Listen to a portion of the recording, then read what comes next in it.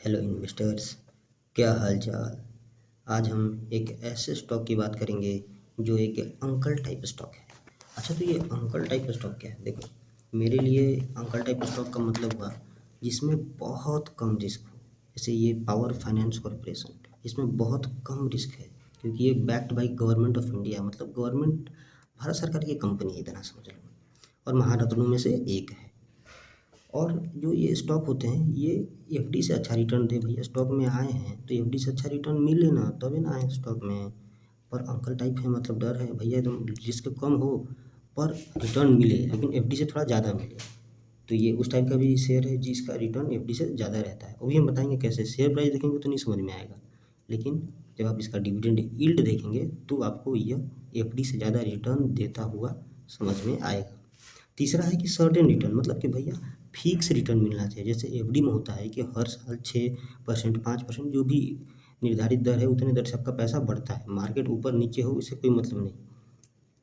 बाकी स्टॉक्स में सर्टेनिटी नहीं है कि इसमें आपको इतना रिटर्न मिलेगा, पर इस स्टॉक में एक हद तक सर्टेनिटी है कि अगर आप अपने मानिए 100 रुपये का आप इसका शेयर खरीदते हैं, इसका अगर हम डिविडेंड यील्ड देखें एक पल के लिए, इसका हम डिविडेंड यील्ड देखें तो डिविडेंड यील्ड है करीबन 9.5%, 9.12%। मतलब कि अगर आप 100 रुपये का इसका शेयर खरीदते हैं, अगर आप इसका 100 रुपये का शेयर खरीदते हैं तो 9 रुपये के आसपास आपको अकाउंट में ही मिल जाएगा। 100 रुपये का शेयर ऊपर नीचे जाए सो अलग, पर 9 रुपया तो आपको हर साल आपके अकाउंट में आता रहेगा।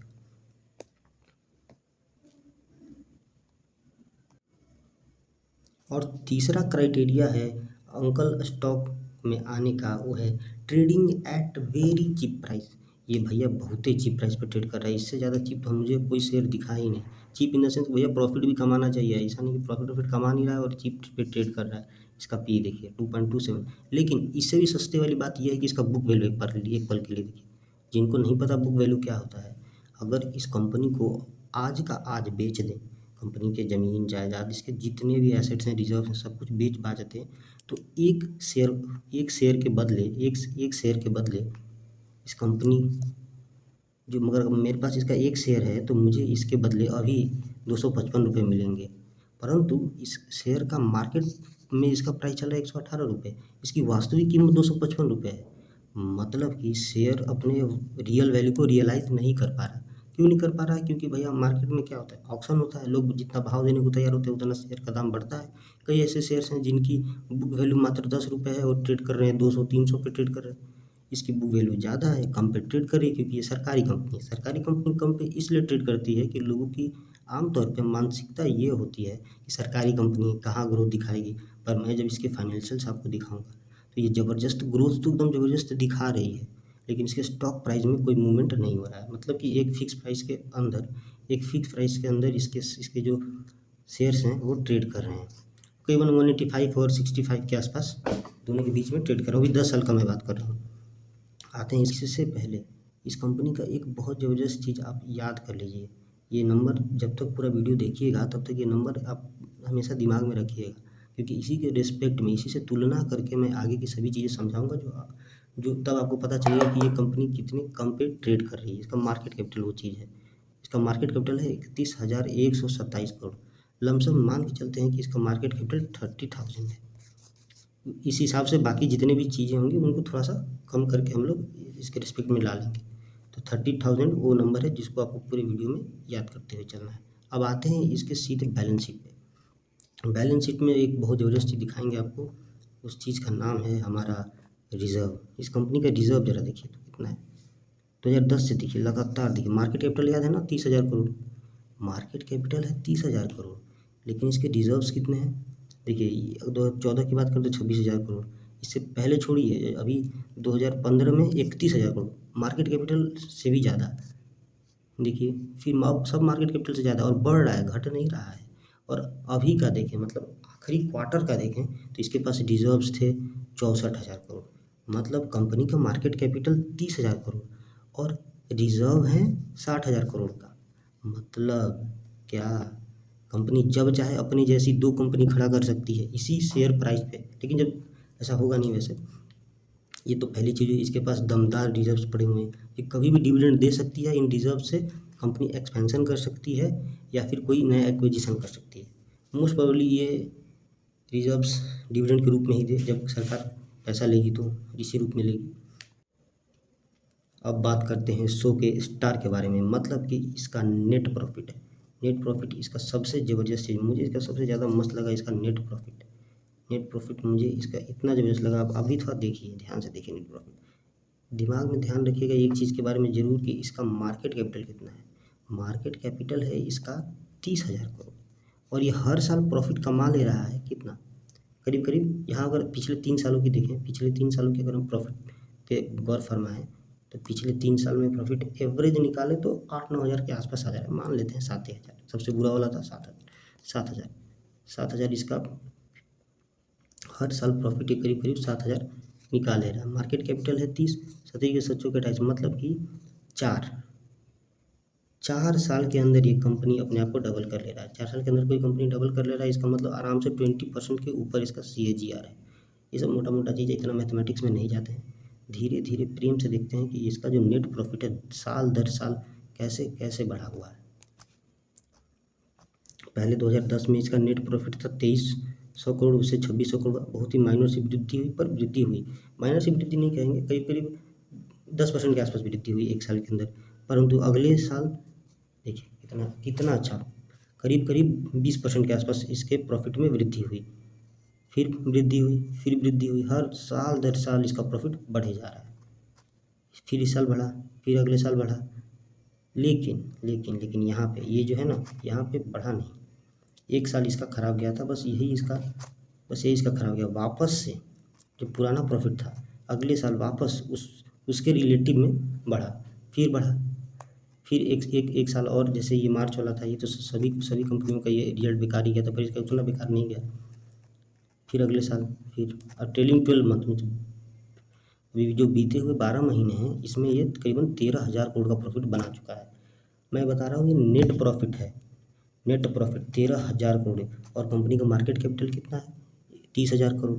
13,000 को अगर हम 10 भी लें, मतलब कि 1/3, मतलब अगर 3 साल इस कंपनी को हम लोग अगर दे दें, 3 साल दे दें, ये कंपनी एक और नई कंपनी खड़ा कर सकती है। अभी आखिरी के 12 महीनों का डेटा देखते हुए बताएं तो, लेकिन 3 सालों का डेटा अगर कंबाइन करके बताएं तो करीब 4 साल लगेंगे। लेकिन यार घुमाऊ फिराऊ बात हम नहीं करेंगे, एकदम टू द पॉइंट, एकदम मीठा मीठा बात यही कहेंगे। बस 2-3 चीज़ों पे आप नज़र डालिए। सबसे ज़रूरी चीज़ जो मैं कहूँगा, सबसे ज़रूरी ये है कि इसका सेल्स ग्रोथ देखिए, 22% का CAGR पिछले 10 साल में, ज़बरदस्त सेल्स ग्रोथ है इसका।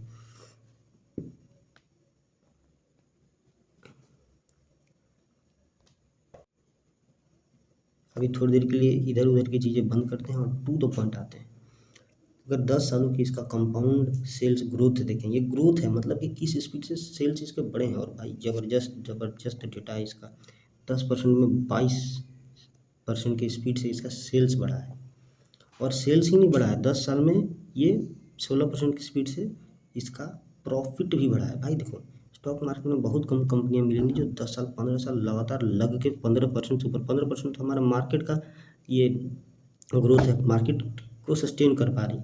लेकिन वो इम्पोर्टेंट नहीं है, 10 सालों में इसका स्टॉक प्राइस का ग्रोथ देखिए मात्र 2% है। मतलब कि कंपनी तो भाई प्रॉफिट कमा रही है, कंपनी का काम है प्रॉफिट कमाना, अपना काम करके दे रही है, बनने पे प्रॉफिट दिख रहा है। 10 साल के अंदर 2,000 करोड़ से प्रॉफिट 11,000 करोड़ तक लेके आ गई है, लेकिन इसका शेयर प्राइस में कोई खास वृद्धि नहीं हुई है, मात्र 2% के CAGR के साथ बढ़ रहा है। और ये मार्केट जो इसको नज़रअंदाज कर रहा है, जो मार्केट इसको 2 का PE दे रहा है, ये हमारे लिए मौका है कि हम इसमें थोड़ा सा इन्वेस्ट करें। अगर गवर्नमेंट कभी भी सोच लेती है कि इस कंपनी को हम प्राइवेटाइज कर दें या फिर मोनेटाइज कर दें, जो कहें मतलब बेच दें, भैया मोटा मोटा भाषा में बोले तो मैं बता रहा हूँ इस कंपनी का मार्केट कैपिटल नहीं तो नहीं लाख करोड़ के आसपास होना चाहिए। और नौनोत्रों में शामिल तो ये है ही अपने से ही। अगर नहीं हुआ तो बुरा से बुरा स्थिति में कम से कम अपने बुक वैल्यू पे तो बिकेगी ये कंपनी, इस प्राइस पे तो बिकेगी, ट्रेड कर रही इतने पे, तो मतलब अभी इस कंपनी में पूरा पोटेंशियल है कि डबल हो सकती है। पर कब होगी, कितने समय होगी, कोई नहीं जानता। जब गवर्नमेंट इसको बेचेगी या फिर मोनेटाइज करेगी तब होगा। लेकिन यार कहोगे यार इतना इंतज़ार कौन करेगा, गवर्नमेंट करे ना करे, तो अनसर्टेनिटी है। परंतु एक चीज़ सर्टेन है इस कंपनी का, वह डिविडेंड यील्ड। इस कंपनी का डिविडेंड यील्ड ज़बरदस्त है, 9% के आसपास, मतलब कि 100 रुपये अगर आप लगा रहे हैं, चुपचाप 9 रुपये अकाउंट में पा रहे हैं, और साथ में 100 रुपये का 200 रुपये होने का चांस भी है।